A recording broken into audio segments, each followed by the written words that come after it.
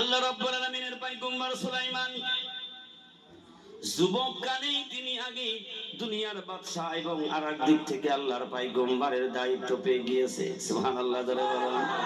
আমার আল্লাহ রাব্বুল আলামিন এক একজন পয়গম্বরের মধ্যে এক একটা মুজিজা দিয়েছিলেন।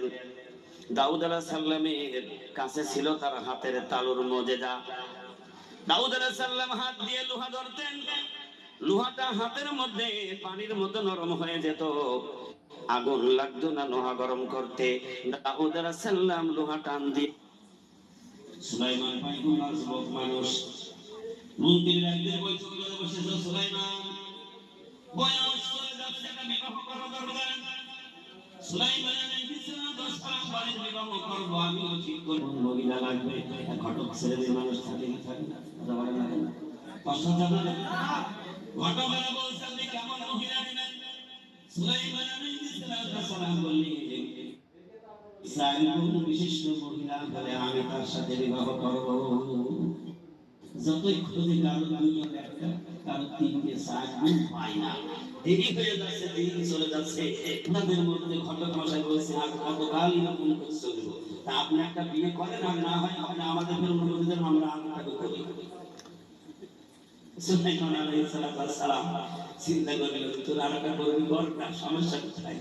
কারণ একটা পর আরেকটা করবি, শূন্যতা দায় হয়ে যাবে। শূন্যতা দায় করলে একটা খিসার দিয়ে কোনো খাজনা আদায় হচ্ছে না, আবার তো আরেকটা পাইতে কি দাদা হাসতে একটাই যা হইয়াছে, আবার আরেকটা শুনে। সুলাইমান আলাইহিস সালাম বলল তোরা দেখ চার গুণ বিশিষ্ট মহিলা পাস কিনা। সুলাইমান বলেন এক নম্বরের গুণ হবে চেহারা সুন্দরী হতে হবে। সুবহানাল্লাহ ধরে বলেন, চেহারাটা সুন্দর হতে হবে। দুই নম্বরের গুণ হলো সে ব্যক্তি কি হবে, সে আল্লাহ বলা হবে, তাকওয়া পরহেজগারি হবে। তিন নম্বরের গুণ হলো তাকে জ্ঞান অর্জন থাকতে হবে, শিক্ষিত হতে হবে। চতুর্থ নম্বরের জ্ঞান হলো সে পর্দানিশী হতে হবে। কয়টা গুণের কথা বললেন? চারটা গুণ। এই চারটা গুণের আলোচনা না হওয়া পর্যন্ত কে চলে যাবেন বলেন? কাজা আদায় করব না, কবরস্থানের পাশে তো সবার ওখানে যাইতে হবে। সুলাইমান আলাইহিস সালাম এইভাবে আলোচনা করছেন। রাজপ্রাসাদে মিটিং চলছে, হঠাৎ পিয়ন একটা চিঠি নিয়ে এনে সুলাইমানের হাতে দিয়ে দিল। সবাই তাকিয়ে রয়েছে, দেখে কিসের চিঠি? চিঠির উপরে লেখা রয়েছে বিবাহের পাইগা। সবাই জানছে যাক এইবার মনে হয় সুলাইমানের বিয়ে হবে। যাক আমরা চিঠিটার খবর না নিয়ে আর কেউ উঠে যাবো না। তো বলছে সুলাইমান চিঠিটা একটু বড় না, কি চিঠি? দেখছি বিবাহের কথা লেখা রয়েছে। যাক মাশাআল্লাহ, আমাদের দাওয়াতও হবে, আবার আমরা বিবাহ খেতে পারবো। তো সুলাইমান আলাইহিস সালাম চিঠি খুলেই দেখছে উপরে লেখা রয়েছে আমি একজন জেলেনির মেয়ে। কিসির মেয়ে? জেলেনির মেয়ে। ওতেই মাথা খারাপ, কি সর্বনাশ। জেলে কাদের বলে জানেন তো? যারা নদীতেই থাকে, নদীতেই বসবাস করে, ওখানে মাছ ধরে, ওখানে বিক্রি করে, ওখানে খাই দেয়, ওখানে থাকে, তাদেরকে জেলে বলা হয়। ওই মাছেই তাদের ব্যবসা। বলছে কি সর্বনাশ, আমি হইলাম দেশের বাদশাহ, তুমি জেলেনির মেয়ে, আমার কাছে চিঠি পাঠায়, তুমি আমার সাথে বিয়ে করতে চাও, চিঠিটা ফেলে দিয়েছে। আল্লাহ তাআলা বলছেন আমি অহংকার খুব ভালো বাসি না, তুমি পয়গম্বর আর তোমার উম্মতের সাথে এই আচরণ। আল্লাহ বলছে একটু দাঁড়াও। সুলাইমান চিঠি ফেলে দিলেন। আল্লাহ তাআলা এই অহংকারকে পছন্দ করে নাই। কিছুদিন যাবার পরে সুলাইমান আলাইহিস সালামের পিছনে যিনি লেগেছিলেন, কারণ তার উদ্দেশ্য ছিল আমি যদি সুলাইমান হইতে পারে আমি তো এই দেশের বাদশা হয়ে যাব। এলো বাসে না নাই? কথা বলেন না কেন? এলো বাসে না নাই? দেখবেন সমাজের অনেক নেতা আছে, ও কিন্তু চাই যে আমি যদি ভোটে পাস করি তাহলে আমি তো প্রেসিডেন্ট হব। এরকম কি চাওয়া পাওয়া নেই? এটা দিয়ে বুঝলাম আরো এরকম অনেক ব্যাপার আছে। দেখবেন বড় ভাই বাড়ির মন্ডলী কাছে ও চিন্তা করে তুমি মন্ডলী করে খুব ভালোই করছো, যেদিন মন্ডল হবো আমিও তোমার মতন হবো। তাহলে ওই ওই জায়গায় যাওয়ার আশা সবার আছে না নাই? জেলের মধ্যে থেকে একজন, তার নাম হলো খন্নাস। তার নাম কি? খন্নাস। তো তিনি চিন্তা করলো যে সুলাইমানের ওই আংটি যদি আমি পাতাম, আমিও সুলাইমানের মতো রাজ্য চালাতাম। ও পিছনে লেগে আছে। দেখবেন যত দেশের নামি দামি বাদশা ছিল তাদের পিছনে পরস্পর শত্রুতে কাজ করত, ঠিক না বেঠিক? সেটা আল্লাহওয়ালা হোক আর খারাপ হোক। এই জন্য সুলাইমান আলাইহিস সালাতু ওয়াস সালামের হুকুম ছিল যে আংটিটা হলো আল্লাহর দেওয়া আংটি, এই আংটিটা হলো পবিত্রতা বর্জন করে চললে হবে না, পবিত্র রক্ষা করে চলতে হবে। হুকুম ছিল সুলাইমান তুমি যখন ওয়াশরুমে যাবে এই আংটি খুলে রেখে যাবে, খবরদার আংটি হাতে দিয়ে ওয়াশরুম চিনি তো আমরা সবাই, যে না চিনলে সেটা ভুলে দিই বাথরুম তো বাথরুমে যাবে আংটি ধুয়ে যাবে, খবরদার বাথরুমে নিয়ে যাবে না। এই দাদা রাগ হয়ে গেল নাকি? মাইনাস করে প্লাস মাইনাস। তো তার বিশিষ্ট খাদেমের কাছে আংটিটা রেখে উনি ওয়াশরুমে গেছে, খন্নাস তো লেগে আছে, ও চিন্তা করছে সুযোগ একটা যায়। ঠিক সুলাইমানের আকৃতি ধরে জেনেরা রূপ পরিবর্তন করতে পারে, আল্লাহু আকবার বলেন। ও যখন তখন ওরা রূপ পরিবর্তন করতে পারে, এরকমের ক্ষমতা আল্লাহ ওদের দিয়েছে। তিনি সুলাইমানের আকৃতি ধরে পিছন থেকে এসে বলছে দাও আংটিটা দাও। ও না দেখে আংটি বের করে দিয়ে দিয়েছে। কারে দিল? জেনের দিয়েছে। জেন হাতে দিয়েই সুলাইমানের চেয়ারের মধ্যে গিয়ে বসে গেছে। চেয়ারের মধ্যে বসে বলছে দেখো একটা বিশাল ঘটনা ঘটে গিয়েছে। কি ঘটনা? তে আমার এই রাজ্যে এই দেশে নকল সুলাইমান বেরিয়েছে। কি বেরিয়েছে? নকল সুলাইমান বেরিয়েছে। তো তার থেকে কিন্তু সাবধান হয়ে চলতে হবে। তো তোমরা যখনই ওই নকল সুলাইমানকে পাবা ওরে মায়ের পিট করে তাড়িয়ে দিবা, খতম করে দিবা। এখন এ খবর তো সুলাইমান জানে না। ওয়াশরুম থেকে বেরিয়ে এসে দেখছে কি রে আমার চেয়ারে বসা কেন? ও সেই খাদেমকে বলছে আমার আংটি দাও, আর ও চেয়ারে বসে বলছে এই তো নকল সুলাইমান।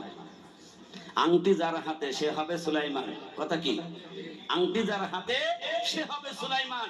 তো তখন বলছে যে এই তো নকল সুলাইমান। এখন যিনি প্রেসিডেন্ট এর কথা শুনবে না প্রজার কথা শুনবে? কথা বলেন না কেন? এখন আমি আপনাদের প্রেসিডেন্ট, আমার কথা শুনবেন না আপনার কথা আমি শুনবো? তো তখন বলছে রে পিটাও, এই নকল দুনিয়াটা শেষ করবে। আচ্ছা মতো পিটানো শুরু করেছে, পিটাতে পিটাতে জীবন যাই যাই ভাব। তখন বসে যা ঘাড়ে করে নিয়ে যায় ওই নদীর কোনায় ফেলে দিয়ে কাকসিল আছে ও খেয়ে শেষ করে দিক।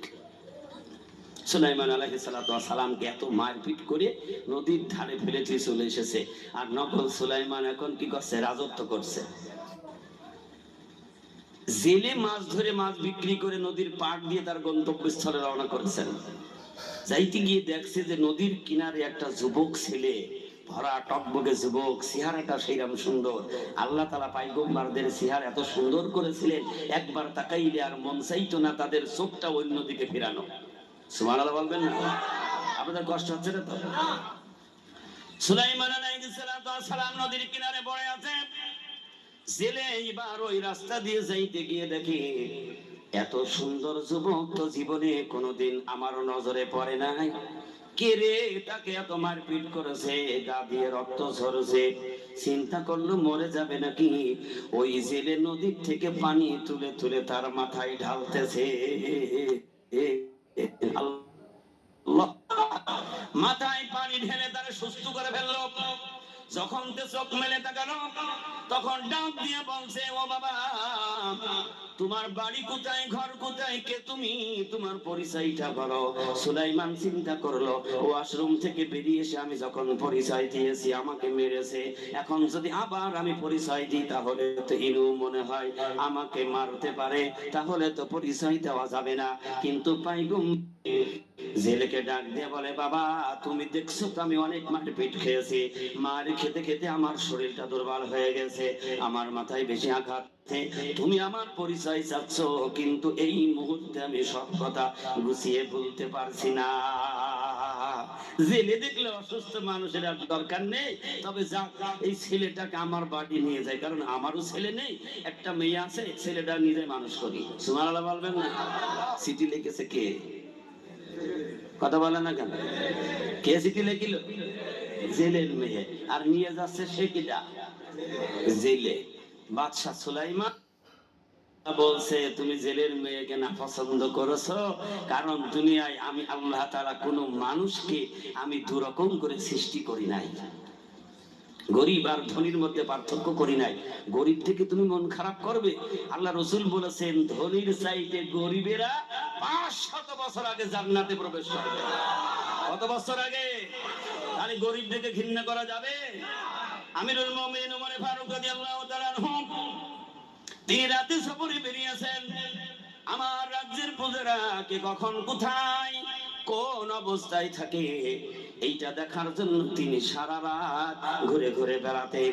হঠাৎ একদিন রাস্তা দিয়ে চলে যাচ্ছেন, একটা বাড়ির কিনার দিয়ে গভীর রাতে একজন বয়স্ক মহিলা তার সন্তানকে ডাক দিয়ে বলছে, মা, সন্ধ্যাবেলা যে দুধ দুয়ে পাতিলার মধ্যে রেখেছি ওর মধ্যে যে আমি পানি দেব আমি তো দিতে ভুলে গিয়েছি, তুমি তাড়াতাড়ি 2 গ্লাস পানি দিয়ে দাও অথবা 2 কেজি দাও। মেয়ে বলছে, মা, এই কাজ করা ঠিক নাই। সুলাইমান দাঁড়িয়ে গেলেন, কি রে, এত রাত্রে দুধের মধ্যে পানি দেয়? দুধ কার নিয়ামত? কথা বলেন না কেন? পৃথিবীতে এ পর্যন্ত এখনো কেউ দুধ তৈরি করতে পেরেছে ইতিহাস জানেন? যদিও করে সেটা নকল। সেটা কি? নকল। আসল দুধ তৈরি করার ক্ষমতা কারুর নেই। আবার যে জায়গায় দুধ তৈরি হয় পৃথিবীর এখনো কোনো মেশিন বলে দিতে পারে নাই কিভাবে তৈরি হয়। হুকুম কার? একটা আওয়াজ দিয়ে বলি কার?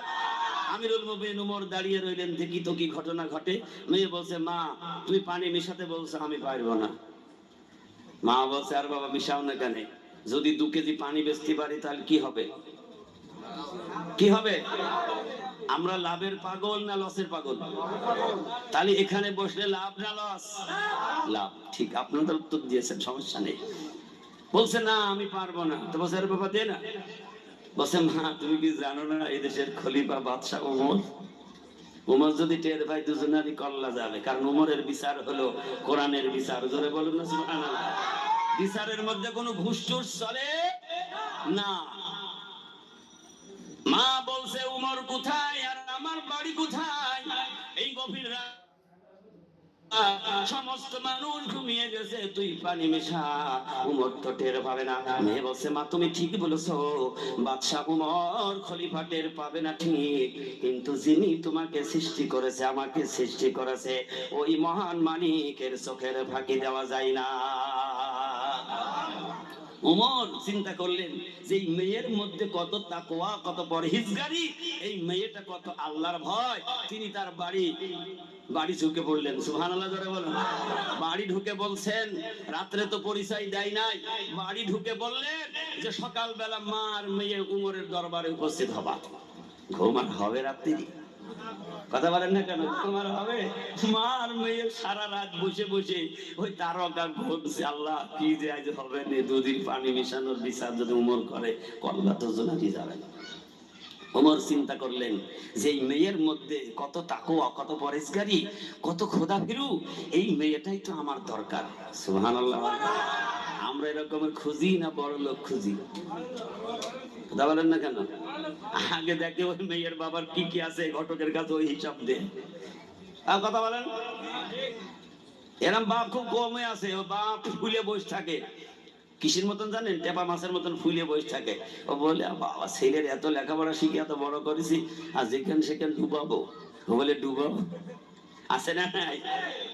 অর্ধজাহানের খলিফা বাদশা আমিরুল মুমিনিন ওমর ফারুক রাদিয়াল্লাহু তাআলা আনহু মার মেয়েকে বললেন সকালবেলা উমরের রাজ দরবারে দেখা করবে। কোনো কথা হবে না, সকালবেলা চলে গেলেন, কারণ রাজে তো উপায় নেই। সকালবেলা যখন মার মেয়ে ভয়তে ভয়তে ওমরের দরবারে যখন উপস্থিত হয়ে গেলেন, ওমর তাদেরকে ভালোবাসা দিয়ে বসতে বললেন, কিন্তু বসবে কি, তাদের পার নিচ থেকে মাটি সরে যাচ্ছে, কারণ যে অন্যায় করেছি এই বিচারে আর বাঁচতে পারবো না। ওমর বলেন, আমি তোমাদেরকে কেন ডেকেছি তোমরা বুঝেছো কি? মা বলছে, বাবা, অন্যায় করে ফেলেছি, ভুল করেছি, বুঝেছি, মনে হয় বেঁচে থাকলে এরকমের অন্যায় আর আমার দ্বারা হবে না। আল্লাহু আকবার।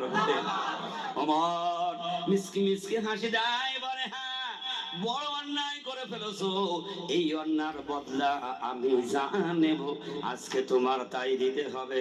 বলছে, যদি বেঁচে যা বলবে তাই মেনে নেব। আমিরুল মুমিনিন ওমর ফারুক রাদিয়াল্লাহু তাআলা আনহু বললেন, তোমার যেই মেয়েকে সঙ্গে করে নিয়ে এসেছো এই মেয়েটাই আমাকে দিতে হবে। চিন্তা করলো, বাদশা ওমর হয়ে কেন আমার মেয়ে দাবি করে?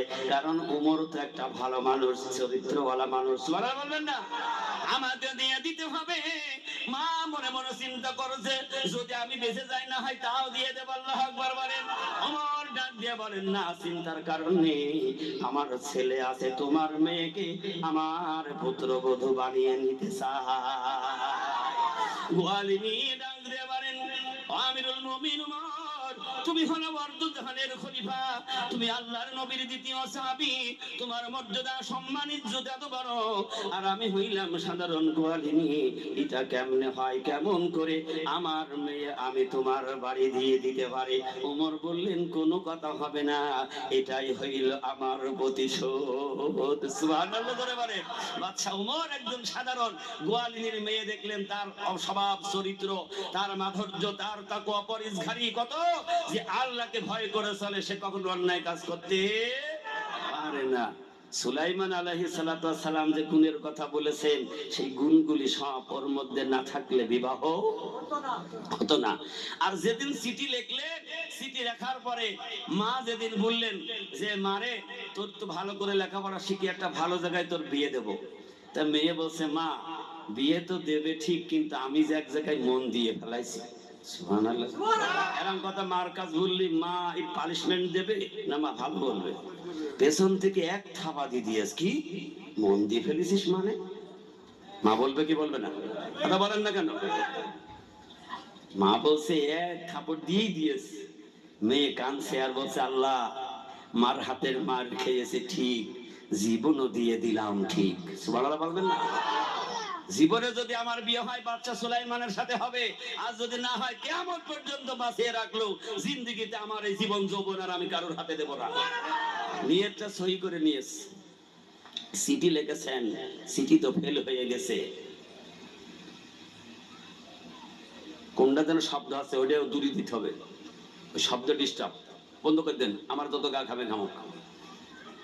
সুলাইমান জেলেনি তার সঙ্গে করে নিয়ে গেলেন, বাড়ি নিয়ে যাওয়ার পরে বিবি বলছে বিবি একটু খাবার জোগাড় করো, গরম পানি তৈরি করো, সন্তানটারে এত সুন্দর চেহারা দেখে আমার মন ভরে গেছে, এই ছেলেটাকে লালন পালন করতে হবে, আমাদের ভবিষ্যৎ হবে।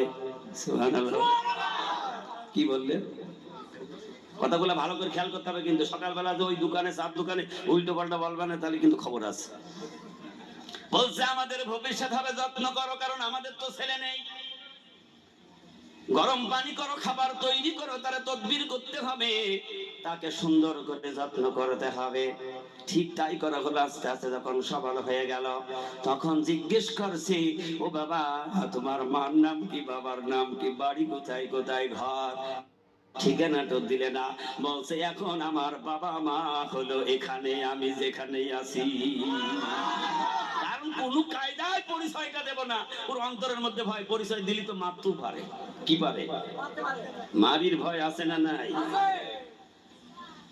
খেলার নাম বাবাজি, পরিচয় আর দেয় না, বলছে আপনি তো আমার বাবা, আর যিনি ঘরে আছে উনি এখন আমার মা, আমার তো আর কেউ নেই, যাওয়ার জায়গাও নেই, এখন আপনি আমার সব। তখন বলছে বাবা তুমি সুস্থ হয়ে গেছো, তাহলে এইভাবে তো আর থাকা যাবে না, চলো দুই বাবা কাজে যাই। কোথায় যাই? দুই বাবা কাজে চলে যায়।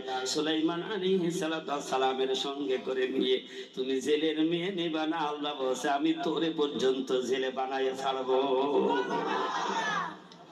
অত বড় বাদশা, যিনি গোটা পৃথিবী একটা তক্তার উপরে বসতেন, আর ওই খালি তক্তা কোনো ইঞ্জিন ছিল না, সুলাইমানকে ঘুরে নিয়ে বেড়াতো, আর যেখানে নামার ইচ্ছা হতো অটোমেটিক নেমে যেত, আবার ওড়ার ইচ্ছা হইতো তক্তা তারে উড়িয়ে নিয়ে চলে যেত। তাহলে ওই মালিক মহান আল্লাহ তাআলা তার কত দামি বানিয়েছিলেন। একটু অহংকার করার কারণে আল্লাহ বলছে জেলের মেয়ে তো নিবি, আরো তুই নিজে জেলে হবি। সুবহানাল্লাহ জোরে বলুন। এই জন্য কোরআনুল কারীমের মধ্যে আল্লাহ বলেন ওয়ালা তামশি ফিল আরদি মারহান ইন্নাকা লান তাখরিকাল আরদা ওয়া লান তাবলুগাল জিবালা তুলা। ও দুনিয়ার মানুষ, অহংকারের মালিক হইল একমাত্র আল্লাহ।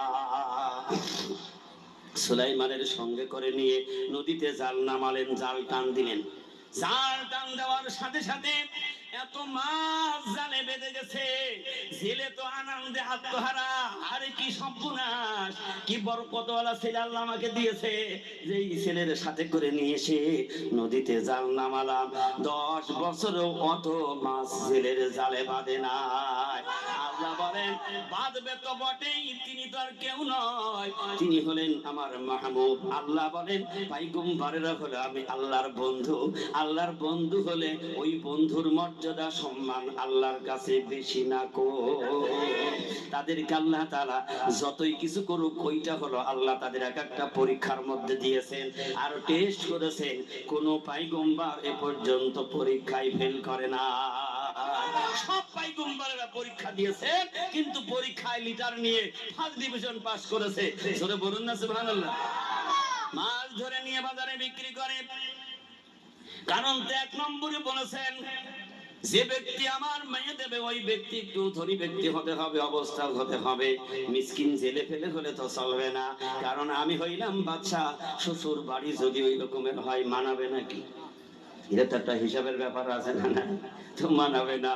কিন্তু আল্লাহ বলছে আমি তারে ধনী বানিয়ে দেব, তোর চাইতে বেশি ধনী আমি আল্লাহ বানাবো। সুবহানাল্লাহ। ধরে জেলে টাকা বিক্রি করে, মাছ বিক্রি করে টাকা হয়, টাকার বান্ডিল নিয়ে নিয়ে বিবির কাছে দেয়। কিছুদিন পরে বিবিরে নদীর পাড়ে আর কুড়ে ঘরে কতকাল বসত করবো, একটা বালাখানা বানানো যা। টাকা হইলে তো মন অনেক কিছু চাই, চাই কি চাই না?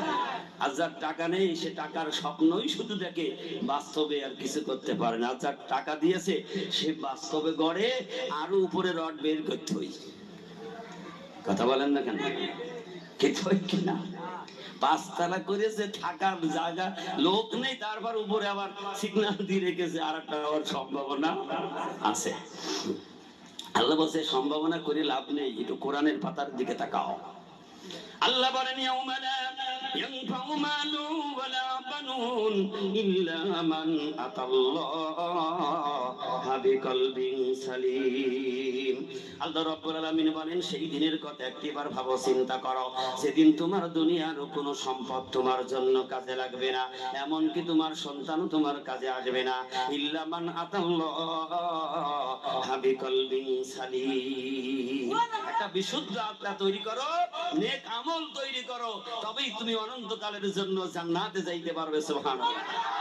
অনেক টাকার মানুষ হয়ে গিয়েছে, সুন্দর একটা বাড়ি বানালেন, জেলের সাথে মাছ ধরে, নিজের সন্তানের মতো বড় হয়, সংসারে থাকে। হঠাৎ একদিন জেলে তার বিবিকে ডাক দিয়ে বলছে, ও বিবি, সেই ছেলেটা তো অনেক বড় হয়ে গেল, তার তো একটা কাজেরও দরকার। সুবহানাল্লাহ। বলে কি কাজ? বলে তার একটা বিয়ে শাদী দেওয়ার তো দরকার। বিবি বলছে তাহলে দি দাও। কি বলছে? দি দাও। বলছে তুমি বোঝনি, এত বড় সুযোগ কেউ হাতছাড়া করে?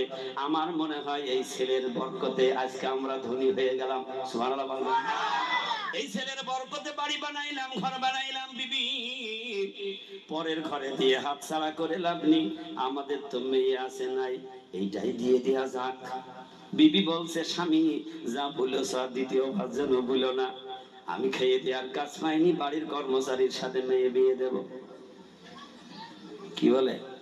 এরম থাকলে কেউ দিচ্ছে হবে? কেউ? বলছে না না, মেয়ের খাওয়ি পরি এতকাল মানুষ করে এত বড় করলাম, আর বাড়ির কর্মচারী তোমার সাথে মাছ বিক্রি করে বেড়ায়, আর মেয়ের দিয়ে দেবো হাতে। স্বামী বোঝায়, বলে দেখো তুমি যেটাই মনে করো, কিন্তু এই ছেলের মধ্যে আলাদা একটা বরকত আছে। আলাদা কি আছে?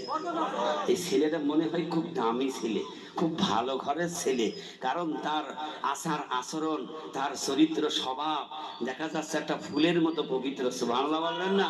পয়গম্বররা তো আসলেও ওই রকমেরই আল্লাহ তাআলা সৃষ্টি করেছেন। বলছে না কখনো সম্ভব হবে না, তুমি যতই বলো আমার মেয়ে দেব না, মেয়ে গলা টিপে মেরে ফেলবো, তাও কর্মচারীর সাথে বিয়ে দেব না। স্বামী তুমি ওই সব কথা না বলে দেখো, কোন জায়গায় যদি একটা ভালো ছেলে পাওয়া যায় খোঁজো, সেটা নেই, মেয়ে বিয়ে দেব। ছেলে নেই তাতে কি আছে, নিজে নিজেই থাকবো, ও দরকার নেই, ঝামেলা বাদ দাও। জেনে বলছে এই ছেলে যদি আমাদের ছেলে হয়ে থাকে, মেয়ে আর দূরে দিয়ে লাভ কি? সুবহানাল্লাহ। মেয়েও জানে না, বাচ্চা সুলাইমানও জানে না আমার বিয়ে কনে হবে। বিবি কোন রকম রাজি হয় না। ছেলে একদিন চিন্তা করলো বিবির একটু বেশি ভালোবাসতে হবে। সুবহানাল্লাহ বলেন। স্বামী যদি বিবির ভালোবাসে, বিবি স্বামীর কথা শোনে কি শোনে না? আর স্বামী যদি ভালো না বাসে, হয় গলায় দড়ি দেবে, নাই বিষ খাবে, না হলে বাগুন না করে চলে যাবে। এরা ভয় কি হয় না? কথা বলেন না কেন? আর না হলে ও থাকবে আর এক ঘরে, থাকবে আর এক ঘরে, সংসারে আগুন লেগে যাবে। ঠিক না বেটি? চিন্তা করলো বিবির একটু ভালোবাসতে হবে। ভালোবাসা কেমন করতে হবে? আদর করব, ভালোবাসবো, আবার বিবির ভালো ভালো উপহারও দেব। সুবহানাল্লাহ জোরে বলেন। চিন্তা করেছে আজকে মাছ বিক্রি করে আমার বিবির জন্য বাজারের সবচাইতে একটা দামি শাড়ি কিনে নিয়ে বাড়ি যাব। মেয়েদের যদি কেউ কোনো কিছু দেয়, তার ব্যক্তিগত জিনিস, কত খুশি হয় জানেন? ও হাঁটতে না পারলেও হামাগুড়ি দিয়ে কাজ করে। ঠিক না বেঠি? কথা বলেন না কেন? আর স্বামীর সাথে কত কথা গল্প, কথা আদর, যে যাক বুড়ো কালে তুমি যে কাপড় আইনছো আমার কপাল খুলি গিয়েছে। এরকম হয় কি হয় না বলেন? ও চিন্তা করলে একটা দামি শাড়ি নিতে হবে। দামি শাড়ি কিনে মিসকি মিসকি হাসে আর বলে, বিবি গরিব মানুষ ছিলাম, মাছ ধরে বেঁচেছি, জীবনে কোনোদিন একটা ভালো শাড়ি তোমার পরাতে পারিনি। এরকম আছে না নাই? কত গরিব মানুষ আছে দেখবেন, বছরে একটা শাড়ি ছাড়া হয় না। কত মা আছে সিলাই করে করে পরে। ঠিক না বেঠি? বিশ্ব নবী মুহাম্মদ রাসূলুল্লাহর জামানার সাহাবারা ছিল, তারা এত কষ্ট করেছে, এমন হয়েছে স্বামী আর স্ত্রীর মধ্যে একটা কাপড় পরে তারা জীবন চালিয়েছে, তবু তাদের ঘরটা ছিল জান্নাতি ঘর। কারণ তারা নবীর আদর্শ মানত, নবীর অনুসরণ অনুকরণ করত, নবীর আদর্শই তারা পঞ্চমুখ হয়ে চলত। তাদের জিন্দেগির মধ্যে কোনোদিন কোনো অসুবিধা হতো না। সুলাইমান বাড়ির কর্মচারী, বাড়িওয়ালাও তো জানে না, সুলাইমানও জানে না যে এই ছেলের মেয়ে আমার কাছে চিঠি দিয়েছিল। আল্লাহু আকবার বলেন। বিবির বলে, বিবি আজকে তুমি এই শাড়িটা পরবে, আর যে ঘর করেছি ওই ঘরের খোলা বারান্দা, ওই ফাঁকা জায়গায় ওখানে বসবো, তুমি পান বানিয়ে দেবে আর আমি একটু পান চাপাবো, দুজন একটু গল্প করবো, না জানি কোন দিন দুনিয়া থেকে চলে যায়। শেষ বেলার মতো দুজন একটু গল্প করি, সারা জীবন তো কষ্ট হয়ে কাটালাম, এখন বিবি খুশি না বেজার? বিবি মনে মনে করছি বুড়ো বয়সে এত সুখ তোর সহ্য হয় না কপালে। ঠিক তাই করলেন।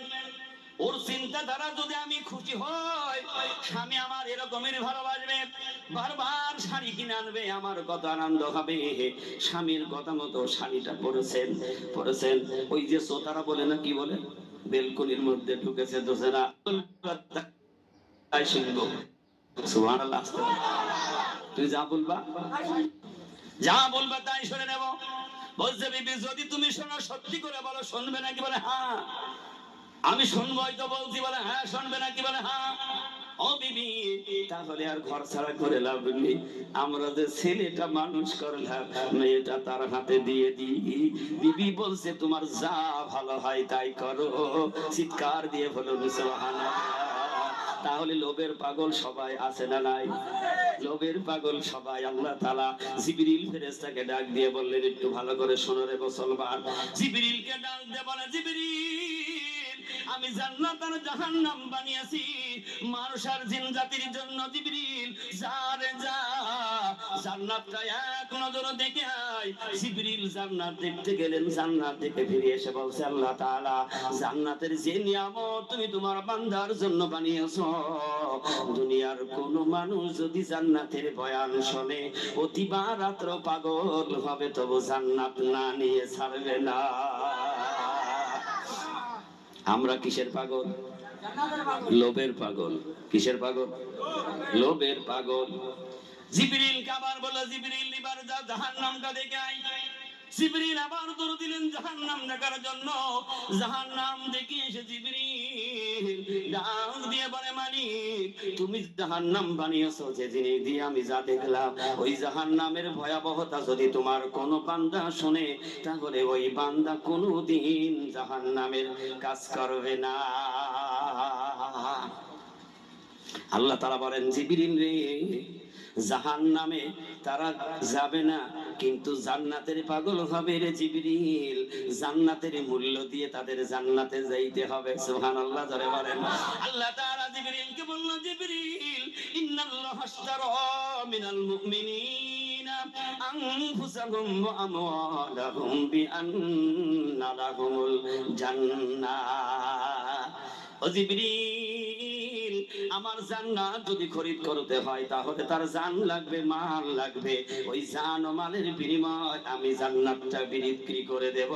মুমিনের জান্নাত খরিদ করতে হলে তার মালও লাগবে, জান্নাতও লাগবে। মালও লাগবে, জানও লাগবে, তবে জান্নাত পাবে। জিবরিল, বাবার আল্লাহ তাআলা জান্নাতের উপরে যতগুলি করণীয় আছে ওইগুলি দিয়ে একটা পর্দা লাগিয়ে দিলেন। জাহান্নামের উপর একটা পর্দা লাগালেন। এবার জিবরিল আবার বললেন, জিবরিল, যা রে যা, জান্নাতটা তুই আরেকবার দেখে আয়। জিবরিল জান্নাতে গিয়ে যা দেখলেন বিস্তারিত খুলে বলার সময় হবে না। জিবরিল ফিরে এসে দেখলেন, আল্লাহ তোমার যেই হুকুম আদেশ দুনিয়ার কোনো মানুষ মানবে না, সময় পাবে না। ওই জান্নাতে যাওয়ার চাবিকাঠি এক নম্বরে হলো প্রত্যেকদিন 5 বার ওই ব্যক্তিকে নামাজ আদায় করতে হবে। সুবহানাল্লাহ, আসতে পারে। শেষ করে দেব।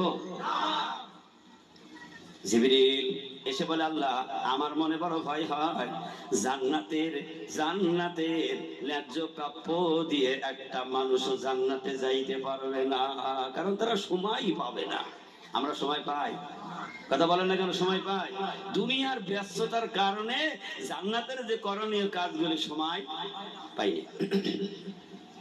জিবরিল বলে, জানলে একটা মানুষও জাহান্নামে যাওয়ার কাজ করবে না। আল্লাহ রাব্বুল আলামিন জাহান্নাম খানাবার একটা পর্দা দিয়ে ঢেকে দিলেন। এই পর্দার এক নম্বরে যেইটা লিখে দিলেন ওইটা হলো লোভ। কি? জোরে বলুন, কি? লোভ। জিবরিল বাকি জিনিসটা থাকলো, জিবরিল দিকে এসে বলে, আল্লাহ তাআলা এক নম্বরের শর্তে যা লেখা আছে, আমার মনে বড় ভয় হয় তোমার একটাও বান্দা জান্নাতে যাবে না, লোভের কারণে সব জাহান্নামে হয়ে যাবে। দুনিয়ায় যত কর্ম সব কিন্তু লোভের পেছনে, ঠিক না বেঠিক? কথা বলেন না কেন? সব লোভের পেছনে। আবার স্ত্রী ওই যে একটা লোভ দেখেছে, স্বামী আমার ভালোবাসবে, স্বামী আমার ভালো ভালো পোশাক দেবে, এটা হলো দুনিয়াবি একটা লোভ। লোভ নাকি বলো? লোভ। ও বিবি, মেয়েটা বিয়ে দিলেই হয়, বলছে তোমার যা ভালো হয় তুমি তাই করো। সুবহানাল্লাহ বলবেন না? তাতে বোঝা গেল স্ত্রীও রাজি হয়ে গেছে। হয়েছে কি হয় না? এইবার জেলে বলছে, আমরা রাজি হলাম ঠিক, সবকিছু করলাম, মেয়ের তো অনুমতি একটু নিতে হবে। হবে কি হবে না? মেয়ের কাছে অনুমতি নেওয়াটা হলো রাসূলের সুন্নাত। সুবহানাল্লাহ জোরে বলেন। মেয়ের বিয়ের সময় মেয়ের কাছে অনুমতি নিতে হবে। এই শিক্ষা দিয়েছেন আখির জামানার পয়গম্বর বিশ্ব নবী মুহাম্মদ রাসূলুল্লাহ সাল্লাল্লাহু আলাইহি সাল্লাম। আল্লাহ রাসূল বিয়ে ঠিক করে ফেলেছে, ফাতেমার বিয়ে দেবে আলীর সাথে। কার সাথে? আলীর সাথে। রাসূল খুশি, সব খুশি, রাজি।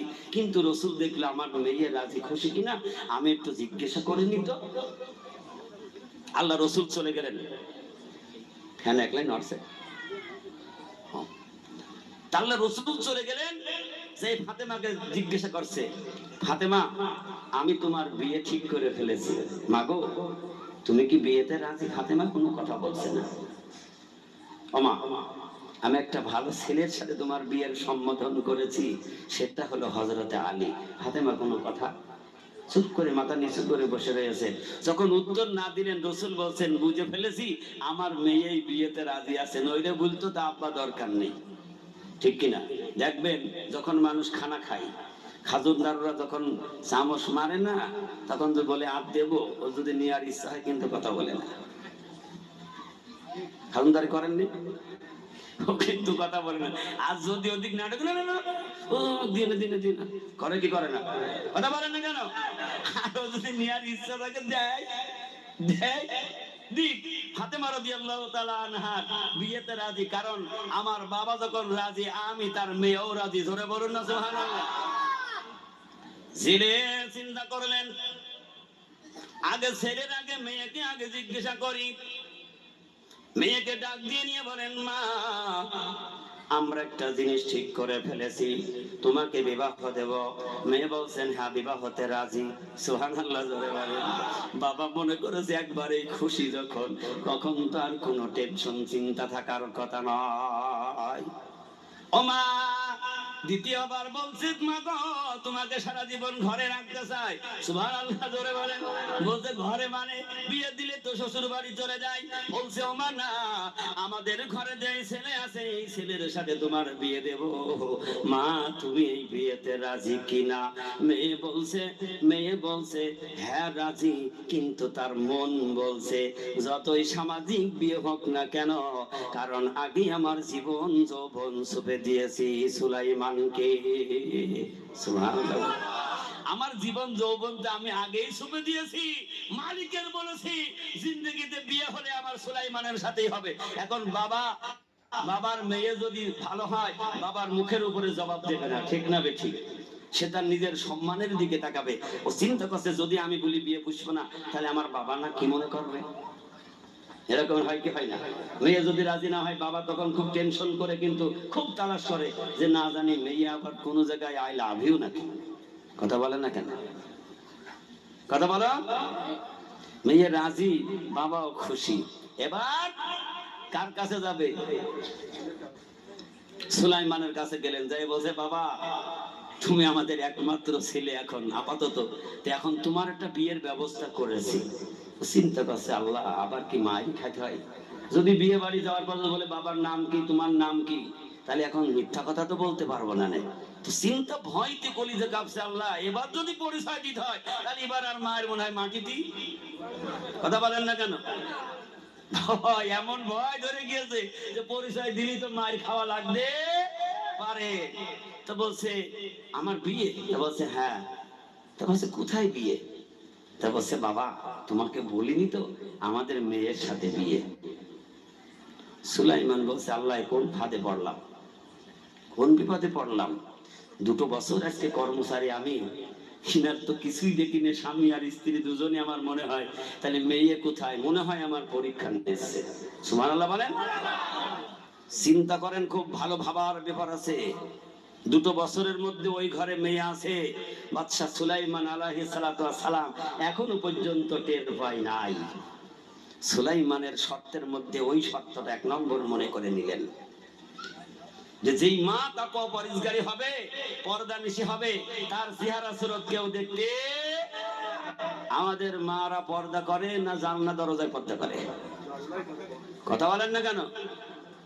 আল্লাহ রাব্বুল আলামিন বলেন ওয়াকরনা ফি বুয়ুতিকুন্না ওয়ালা তাবাররাজনা তাবাররুজাল জাহিলিয়াতিল উলা।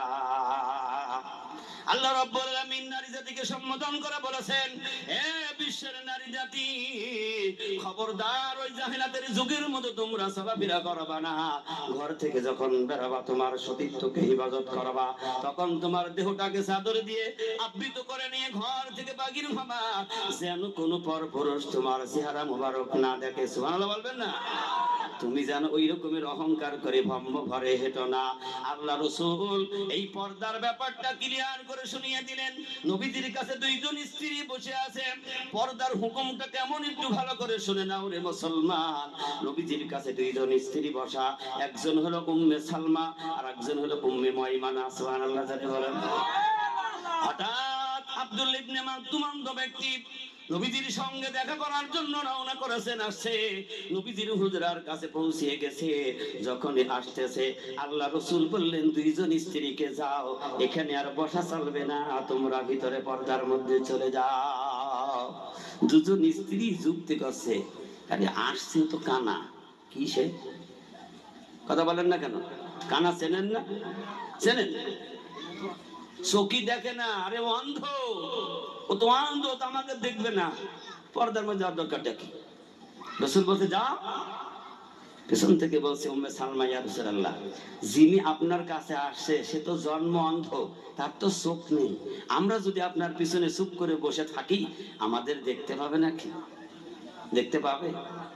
আল্লাহ রাসূল বললেন, বিবি রে, আমার ওই সাহাবীর দুইটা চোখ আমার আল্লাহ বন্ধ করে দিয়েছে ও বিবি, কিন্তু তোমাদের দুইটা চোখ তো আমার আল্লাহ বন্ধ করে না। তাহলে ওই সাহাবী তোমাদের দেখবে না ঠিক, কিন্তু তোমাদেরও তার চেহারা দেখা শরীয়তে আল্লাহ জায়েজ করে না। সুবহানাল্লাহ জোরে বলো। বাদশা সুলাইমান মনে মনে চিন্তা করলেন, একটা মানুষ একটা ঘরে কেমনে থাকে? এই 2 বছরের মধ্যে তার একটা কাপড়ও তো আমার চোখে বাঁধে নাই। আল্লাহু আকবার বলবেন। তার একটা কাপড়ও তো দেখতে পাই নাই। মনে হয় ঘরে কোনো মেয়ে নাই, আমারে মনে হয় পরীক্ষা নেছে। কোনো কথা বলে না, চুপ করে বসে আছে আর চিন্তা করছে, আল্লাহ কোন জবাব দেব, আর কোনটা জিজ্ঞেস করবে, কোনটা বলবো। মনে হয় এবার আমার শেষ মায়ের খাতি হতি।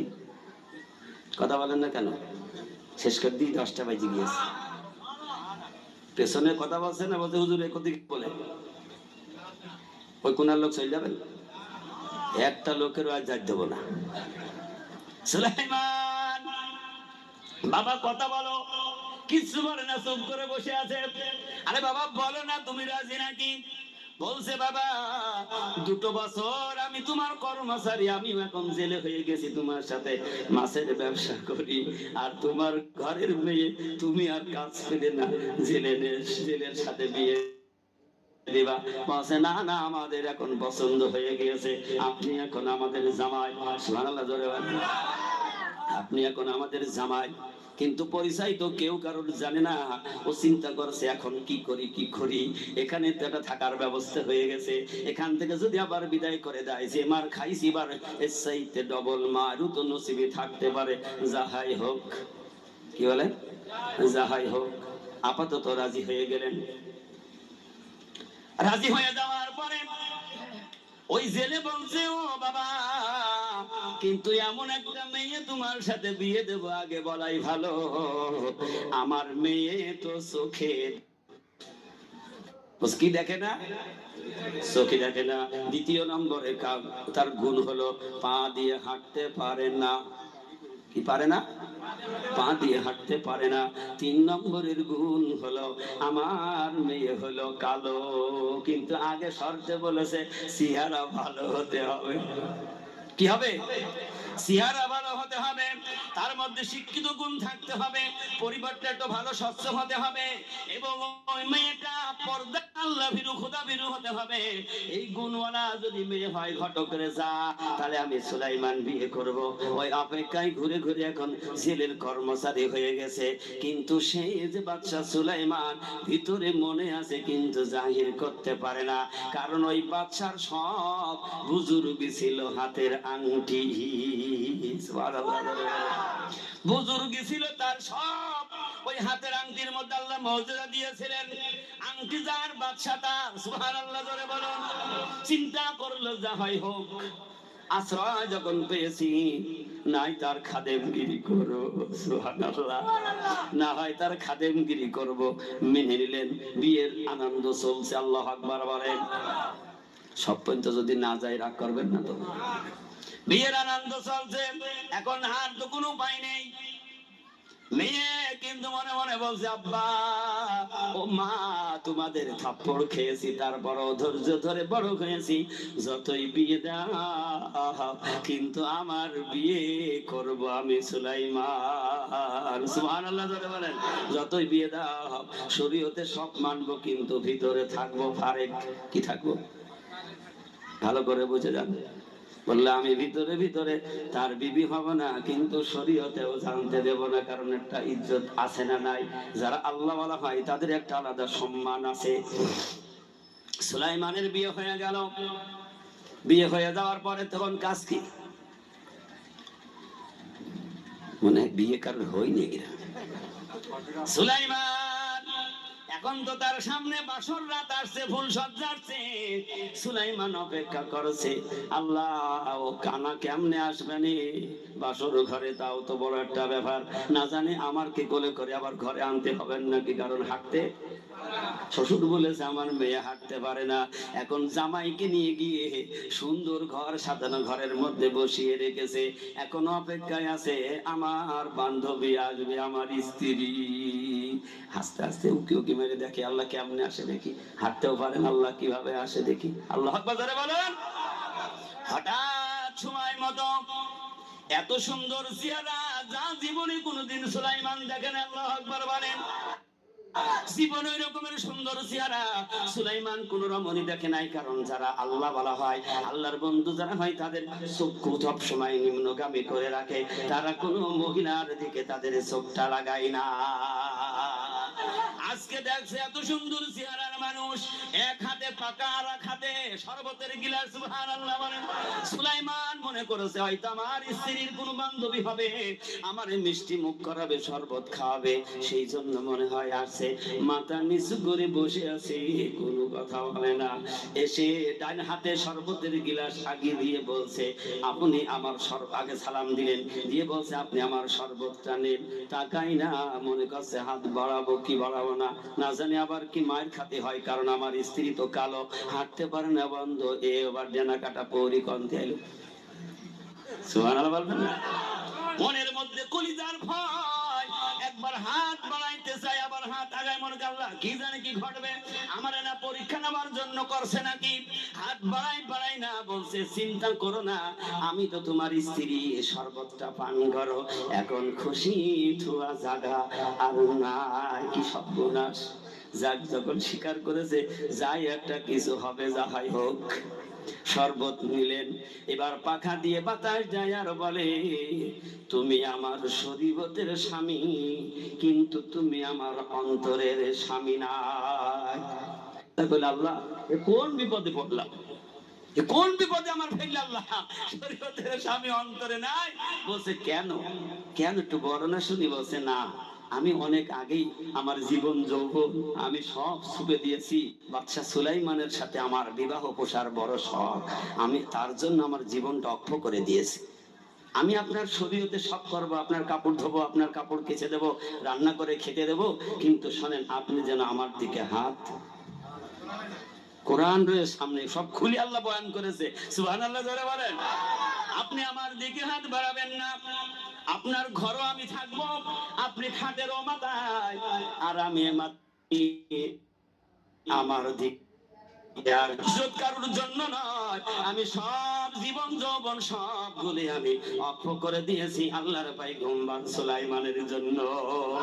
সুলাইমান মনে মনে চিন্তা করে, তাহলে তো আমি তোমার পাবো, তাহলে একটু অপেক্ষার দরকার আছে, ধৈর্য ধরা লাগবে।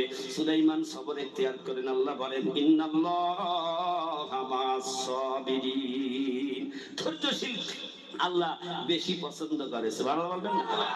ধৈর্যশীলকে আল্লাহ বেশি পছন্দ করে। ও চিন্তা করলো যে আশ্রয় যখন আছে, তাহলে ঠিক আছে, তুমি আমার রান্নাই করে দিও, সব করো, তবে সমাজে তো যাবে। সুলাইমানের একটা স্ত্রী আছে, এটাও তো যা হোক যা খাই হবে, যা যাই হবে, কোনো কিছু মনে করলো না।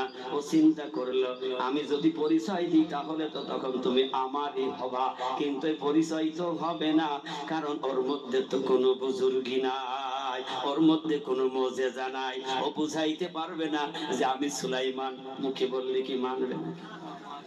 ও মহিলা জানে সুলাইমান এ দেশের বাদশা, তুমি যদি সুলাইমান হও তাহলে তুমি কেমনে আমার বাবার কর্মচারী জবাব দাও। নীতি নীতি মনে বলছে, এখন যদি বলে আমি সুলাইমান, ওটা আগেই বলবে তুই আর বড় সুলাইমান, আমার বাপের লিভারগিরি করো কর্মচারী, আর তুমি সুলাইমান। বলবে কি বলবে না? কথা বলেন যুবকরা, বলবে কি বলবে না?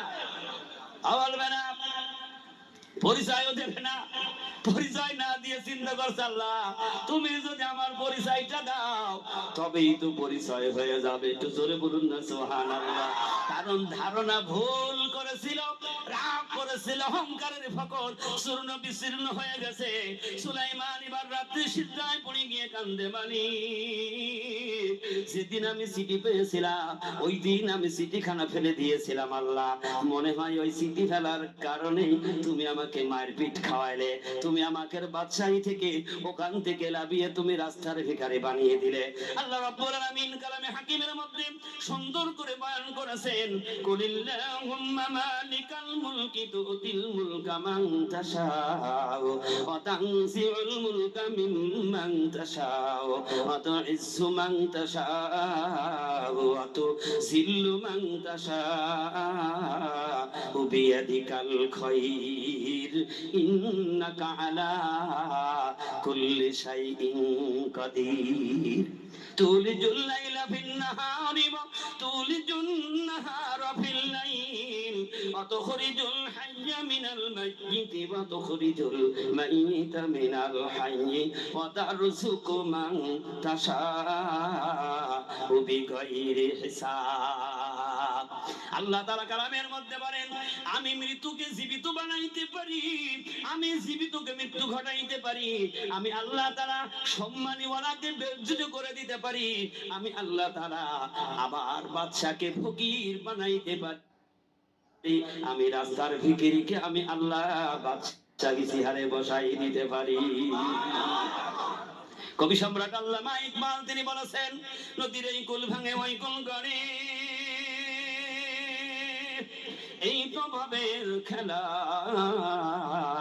সকাল বেলার ধনী রে তুই ফকির সন্ধ্যা বেলা, সকাল বেলার ধনী রে তুই ফকির সন্ধ্যা বেলা। জোরে বলুন না সুবহানাল্লাহ।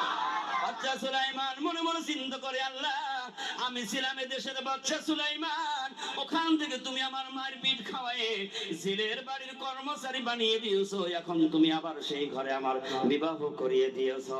কিন্তু মনে মনে চিন্তা করে, আল্লাহ আমি তো মনে করেছিলাম যে তার চেহারা সুন্দর হতে হবে, কারণ দেখবেন অনেক সময় ইমামদের পরীক্ষা নেওয়া হয় ইমামতি করার জন্য, আছে না? না আপনাদের দেশে ইমামের পরীক্ষা নেই না? অনেক সময় তার গুণ দেখে, সবকিছু দেখে, যখন কোনটা ধরা পড়ে না তখন বলে দেখো তার বিবি ভালো কিনা।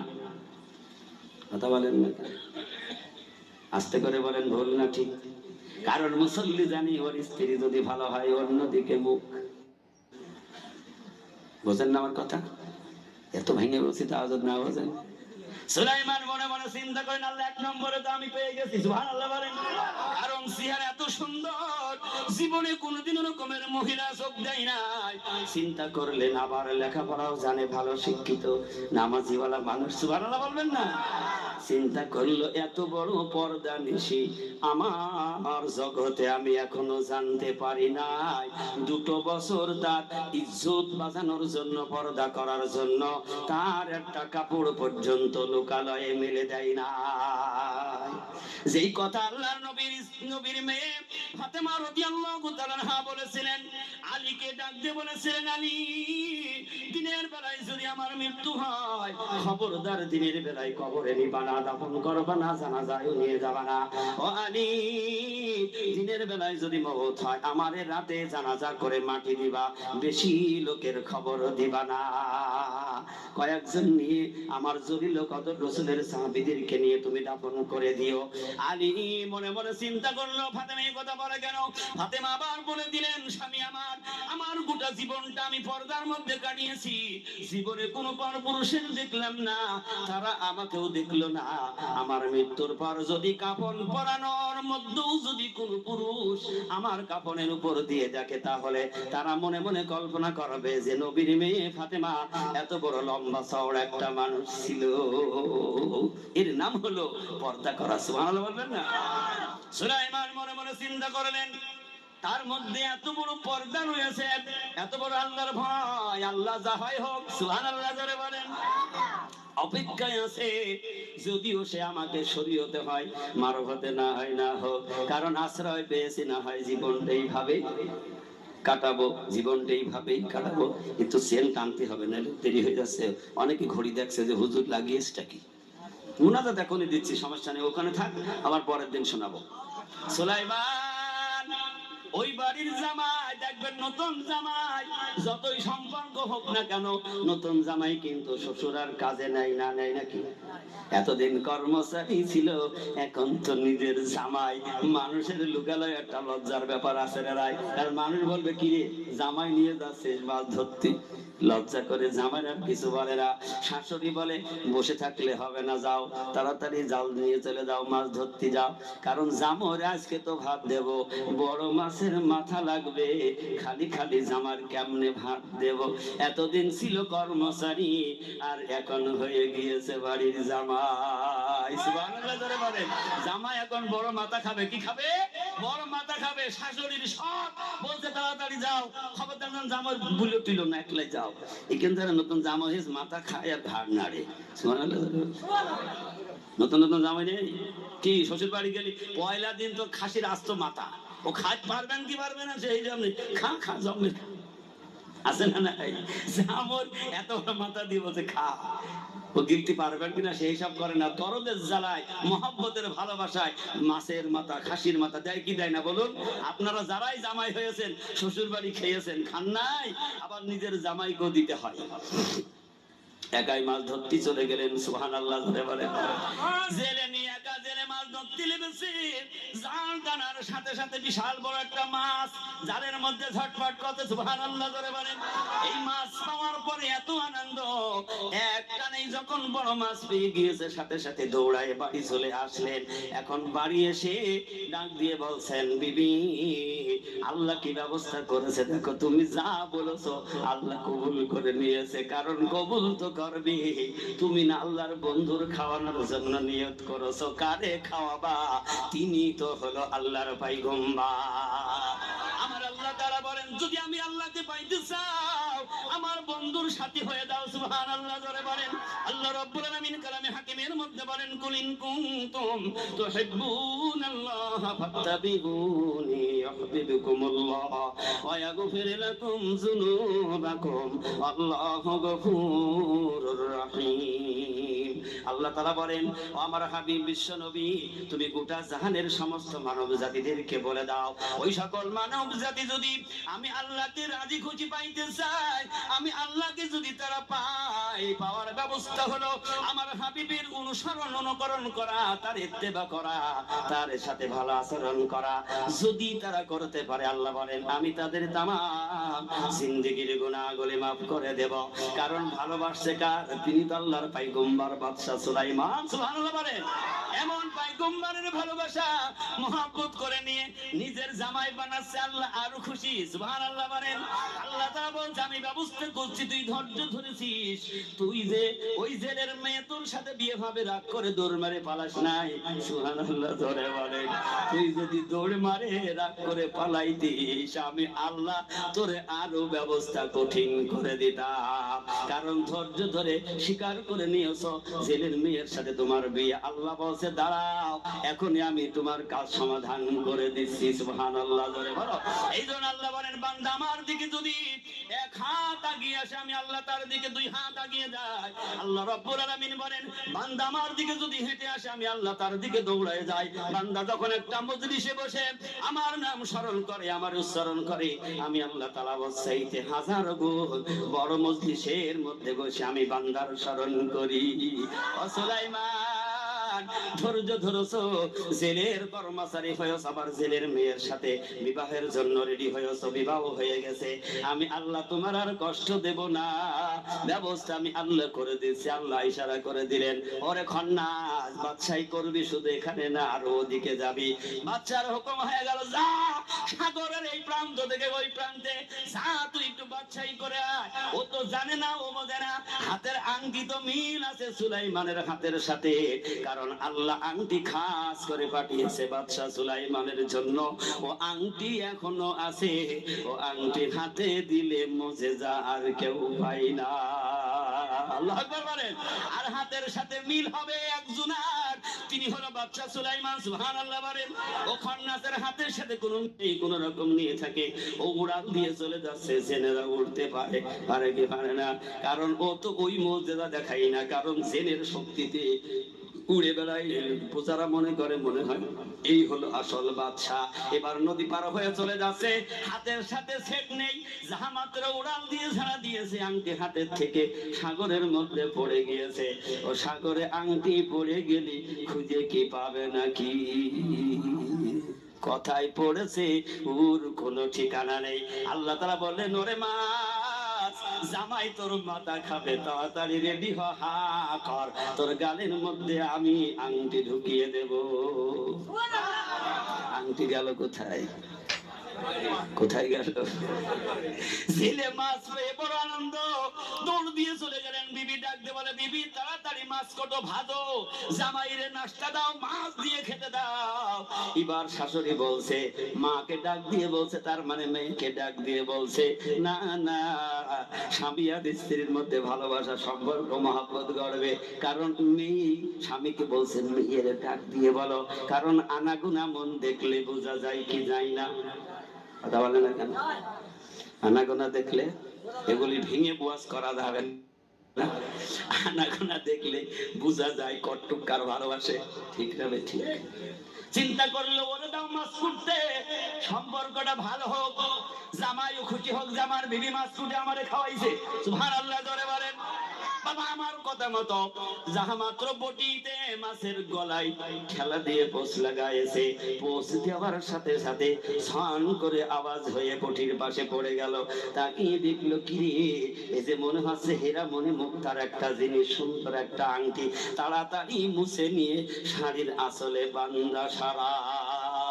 এইটা হলো মেয়েদের খাসলত। মেয়েদের কি একটা অভ্যাস, কারণ কোনো কিছু পাইলেই শাড়ির আসলে জমের গিরো দেয়, দেয় কি দেয় না? স্বামী যদি একটা টাকা দেয়, 14টা ভাঁজ করবে, ভাঁজ করে করে বানবে। কথা বলেন ঠিক না? ঠিক না? আপনাদের এসব নেই নাকি?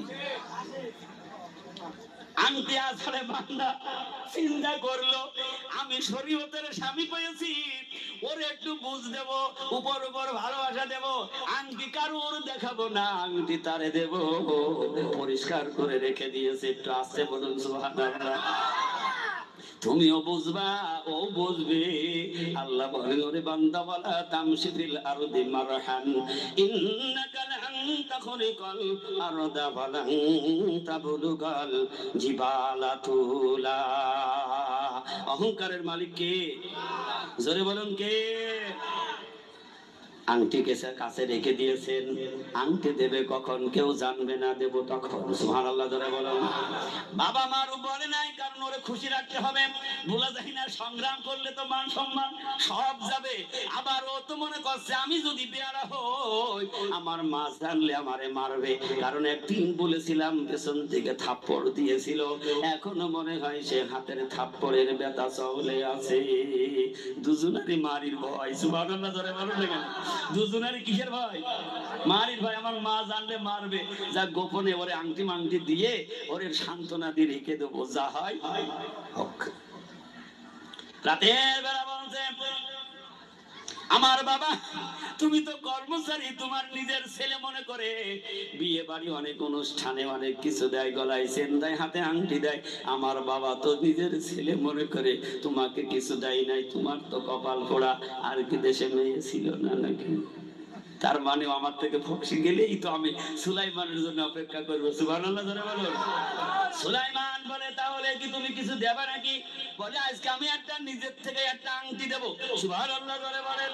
সুলাইমান অন্তরের মধ্যে বলছে, আল্লাহ, যদি আমার ওই খন্নাসের আংটি আমি পাইতাম, এখনই মুজিজা দেখাইয়ে আমার বিবিকে নিয়ে আমি সিংহাসনে চলে যাইতাম।